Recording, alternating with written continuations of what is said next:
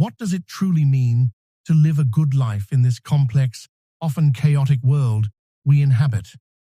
Is genuine fulfillment found in the accumulation of material wealth and social status, or does it reside in something far more profound and enduring?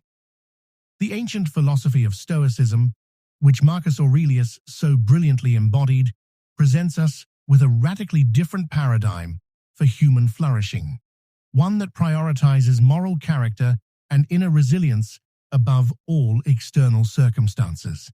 At its core, Stoicism teaches that the truly wise individual understands how to live in complete harmony with nature's design, fearing only the profound moral failure of not living up to one's highest potential.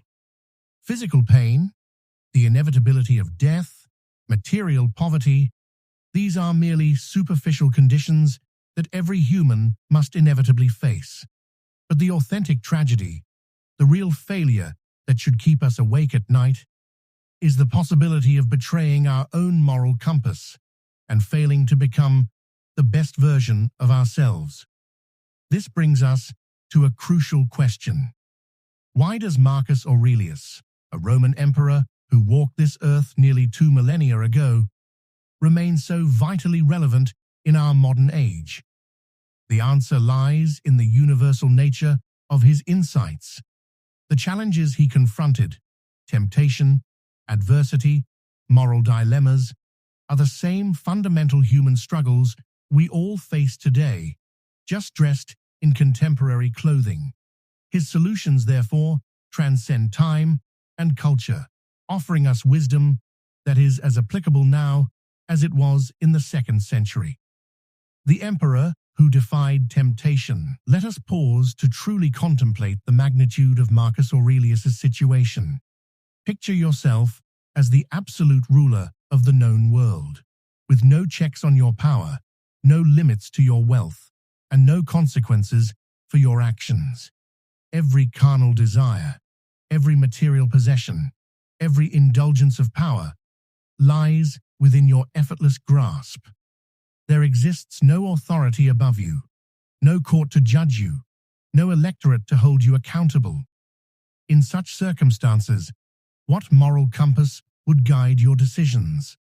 The historical record shows us that most Roman emperors answered this existential question with unrestrained hedonism.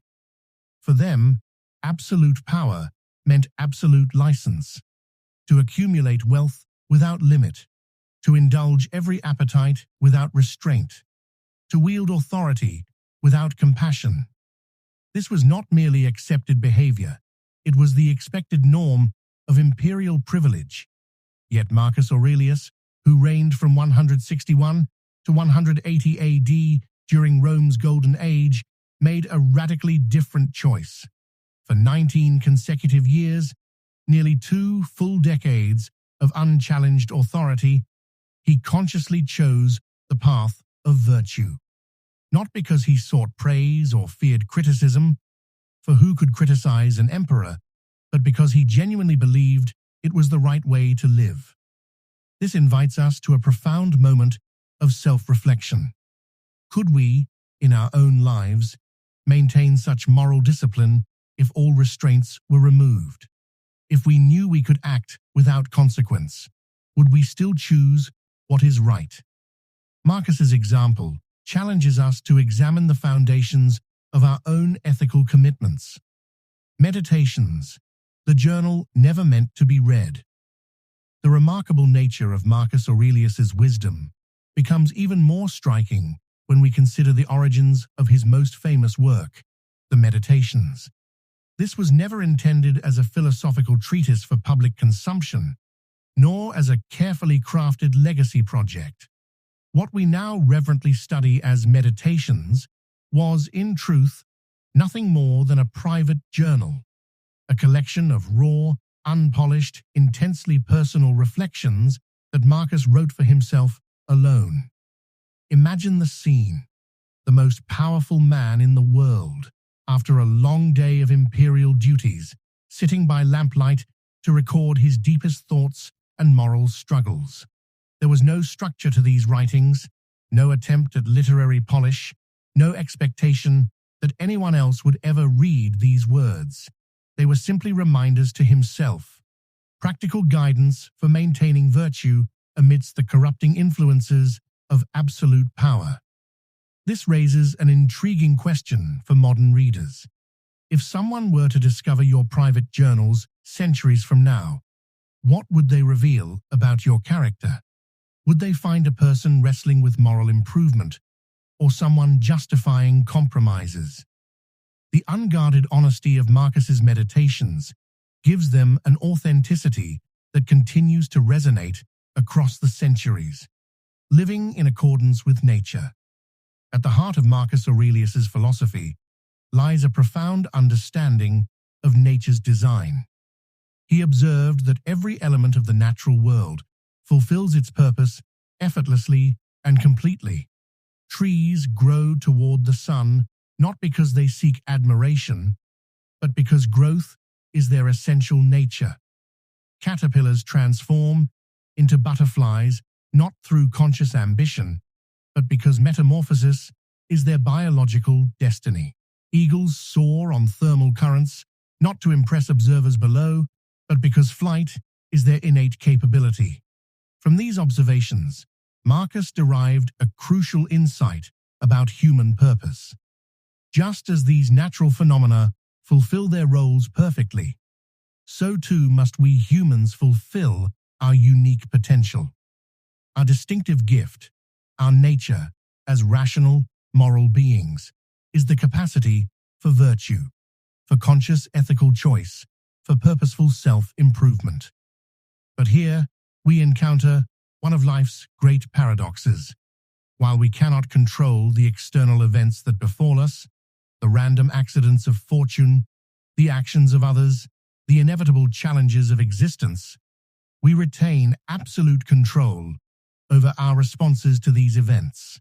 When life delivers its inevitable blows, and it will, we face a fundamental choice. Will we collapse in self-pity, or will we rise with resilience? Marcus's philosophy suggests that our true character is revealed not in times of ease, but in moments of adversity, dealing with difficult people.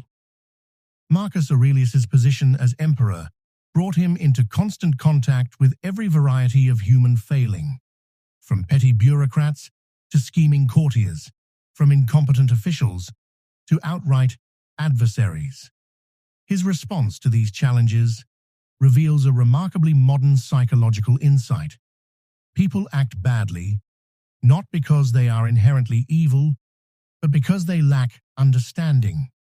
He would remind himself, before you judge this person harshly, consider that they may simply not know better. Consider too that you yourself have flaws, different perhaps, but no less real. Might there be circumstances explaining their behavior that you don't fully comprehend? This approach anticipates by millennia what modern psychology would later confirm about human behavior. This invites us to examine our own relationships. When we encounter frustrating people in our lives, the difficult coworker, the unreasonable relative, the hostile stranger, how quick are we to assign malicious intent? Might their actions stem from pain, fear, or misunderstanding, rather than deliberate malice? Even more challengingly, in what moments have we ourselves been the difficult person in someone else's story? When have our own actions, driven by stress or ignorance, caused frustration for others? Marcus's wisdom encourages this rare but transformative capacity for honest self-assessment. Adversity, the test of character. Marcus Aurelius articulated a principle that modern psychology would later validate. It is not what happens to us that determines our quality of life, but how we interpret and respond to what happens. His famous dictum, "The obstacle is the way," suggests that challenges are not merely problems to be endured, but opportunities to demonstrate and develop our character. Every difficulty we face presents a choice. Will we view this as an unfair burden, or as a chance to grow stronger? Will we complain about our circumstances, or find creative ways to move forward? The Stoic approach transforms adversity from something to be feared into something to be engaged with constructively. This perspective invites reflection. Can you recall a past challenge that initially seemed devastating, but ultimately made you stronger or wiser? How might you apply this insight to current difficulties? Wealth, desire, and the trap of more. Marcus Aurelius's relationship with material possessions offers a powerful antidote to our consumerist age. As emperor, he had access to unlimited wealth, yet consciously chose simplicity. His philosophy didn't reject material comforts outright, but recognized their proper place as potential tools for good, not as ends in themselves.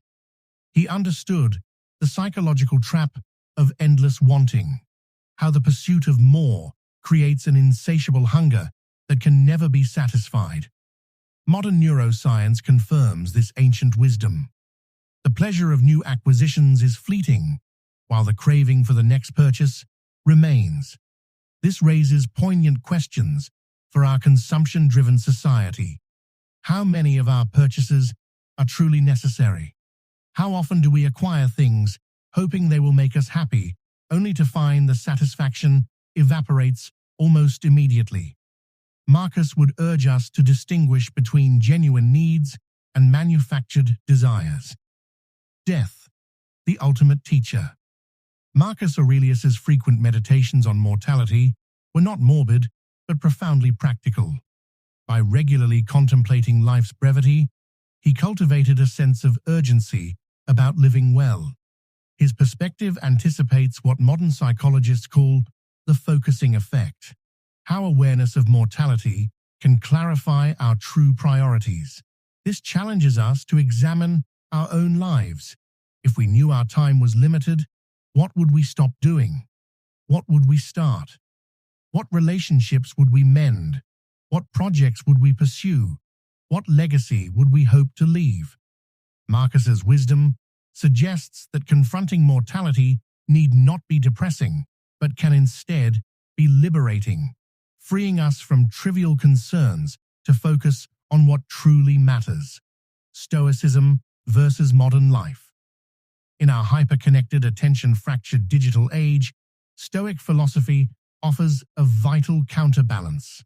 Where our culture encourages constant distraction and immediate gratification, Stoicism teaches focused attention and long-term perspective.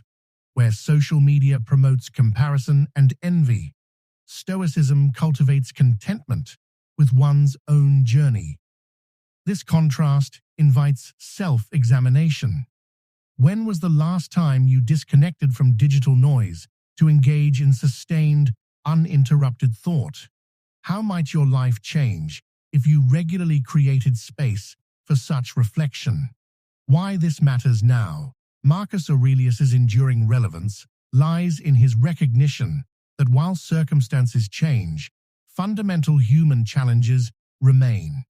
His private struggles with temptation, frustration, and self-doubt mirror our own, making his solutions perennially valuable.